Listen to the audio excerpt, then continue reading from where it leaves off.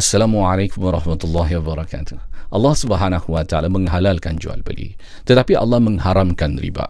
Orang yang berniaga, yang jual, pastinya tidak mau rugi, nak untung. Begitu juga dengan orang yang beli. Orang tidak mau membayar sesuatu dan tidak dapat apa-apa. Rasa rugi, rasa tertipu.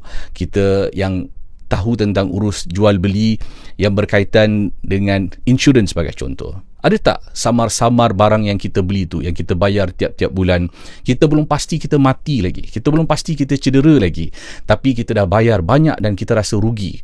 Ada tak janji-janji seperti nanti kalau kita mati pasti dapat, kalau kita kemalangan confirm tak rugi punya, ataupun kita dimomok-momokkan dan sebagainya. Penipuan-penipuan yang kita alami ketika ini, harus kita sedar, kita bukan saja menyokong orang menipu, malah kita juga membantu orang menipu untuk menjayakan kehidupan mereka. Bagaimana?